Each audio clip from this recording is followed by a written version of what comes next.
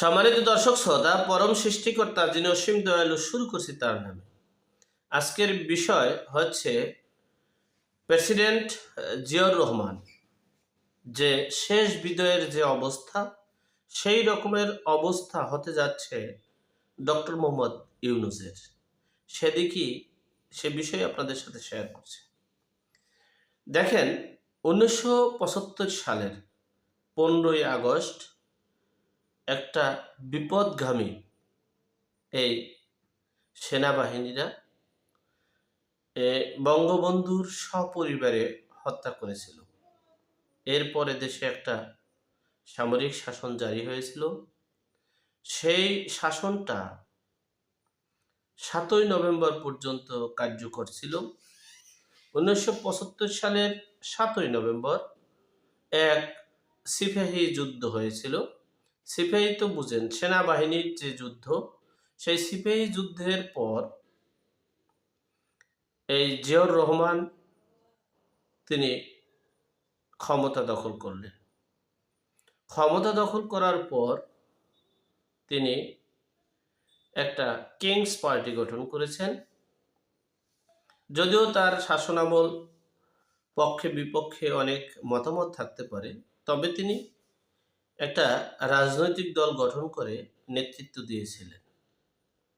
সেখানে এই আবার তিনি যেভাবে যেভাবে ক্ষমতা দখল করেছেন, সেখানে এই সেনাবাহিনীর ভিতরে কয়েকটা গ্রুপ হয়েছিল।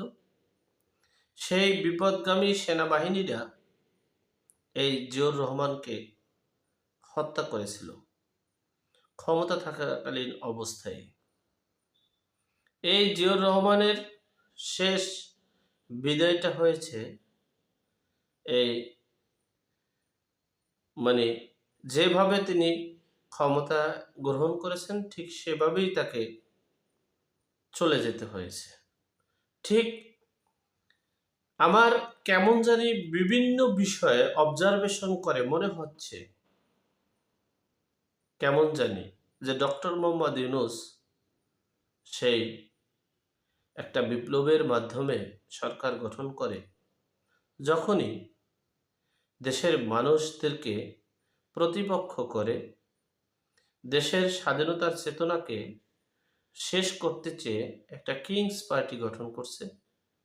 সেই কিংস পার্টিটা যদি হতো গণতান্ত্রিক পদ্ধতিতে, যেমন জিয়াউর রহমান কোনো রাজনৈতিক দলের নিবন্ধন বাতিল করেনি, কোনো রাজনৈতিক দলকে নিষিদ্ধ করেনি, এরপরে তিনি সেটা করেছেন এবং মুক্তিযোদ্ধার চেতনা নিয়ে, মুক্তিযুদ্ধের ইতিহাস নিয়ে তিনি ওইভাবে আঙ্গুল দিয়ে, চোখে আঙ্গুল দিয়ে ইতিহাসকে ধ্বংস করেনি। সে কিন্তু তারপরও তার যে অবস্থা আমরা অনেকেই জানি হয়েছিল শেষ সময়টা। ঠিক ডক্টর মোহাম্মদ ইউনূস তার চেয়ে বেশি একটা অবস্থানে চলে যাচ্ছে যদি এই কিংস পার্টি গঠন করা হয়, আর সেই কিংস পার্টি যদি নির্বাচন করে, জাতীয় নির্বাচনে অংশগ্রহণ করে, সেখানে যদি ডক্টর মোহাম্মদ ইউনূস প্লাস উপদেষ্টা পরিষদ যদি থাকে, এটা সবাই জানবে, সবাই জানে একটা রাজনৈতিক দল থাকে, সেই রাজনৈতিক দলের সিনিয়র সর্বোচ্চ মর্যাদার যারা থাকে তারা কিন্তু উপদেষ্টা হিসেবে রাখা হয়। আর সেই উপদেষ্টা কমিটিটা বাইরে কেউ জানেও না অনেক সময়, আবার অনেকে জানে বা ওই উপদেষ্টা নিয়ে কেউ চিন্তা করে না।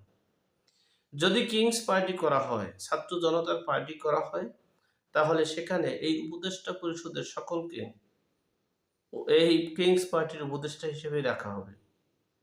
তাহলে দেখা গেছে এই ডক্টর মোহাম্মদ ইউনূস প্লাস এই উপদেষ্টা পরিষদ দিয়ে এই নতুন রাজনৈতিক কিংস পার্টির নেতৃত্বে কিংস পার্টির অংশগ্রহণমূলক নির্বাচন করা সম্ভব হবে না।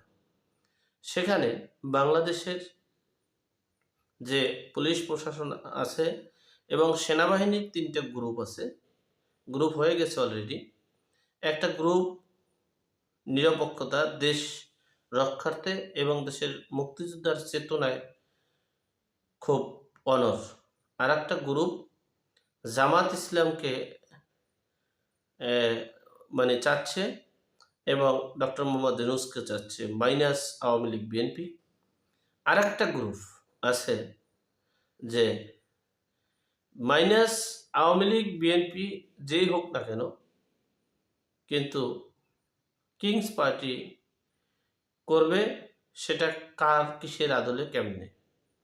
তিনটা যে গ্রুপ হয়েছে, একটা হলো নিরপেক্ষ, একটা হলো আওয়ামী লীগ গ্রুপ, আর একটা হলো -2 গ্রুপ। এখন কোন গ্রুপ দুইটা সফল?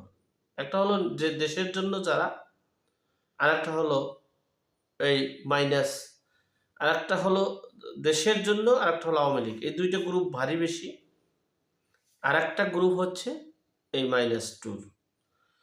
তো এই দুই গ্রুপের সাথে একটা গ্রুপ পারবে কিনা, সেখানে কি হবে সেটা একটা বিষয়।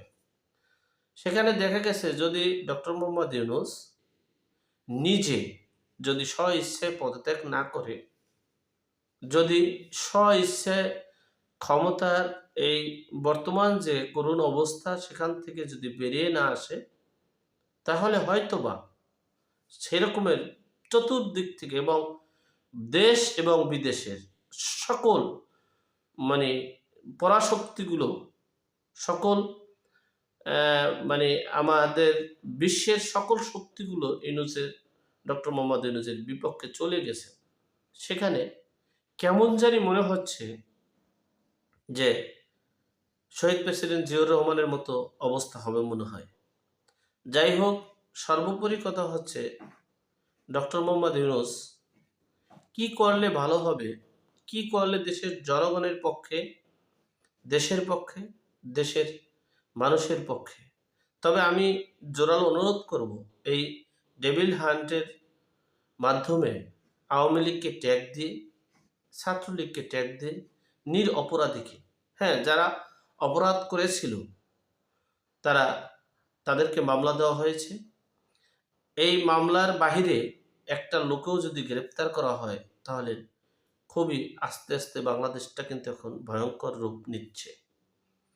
এমনকি আপনারা এই অজ্ঞাতনামা আসামি মাধ্যমে দেশের মানুষদেরকে হয়রানি করেন না। আরেকটা বিষয় হচ্ছে, দেশের মানুষের জানমালের নিরাপত্তা দিন, মব জাস্টিস, মব কিলিং থেকে মুক্ত করুন। ডক্টর মোহাম্মদ ইউনূসের এখন আমার মনে হচ্ছে, আমার চিন্তা যে ডক্টর মোহাম্মদ ইউনূস যদি একটা কিংস পার্টি করতে চায়, তাহলে তাকে ক্ষমতা ত্যাগ করে কিংস পার্টি করা উচিত বলে আমি মনে করছি। যাই হোক, আল্লাহ আমাদের সকলকে সঠিক জ্ঞান দান করার তৌফিক দান করুক। আমিন। আসসালামু আলাইকুম।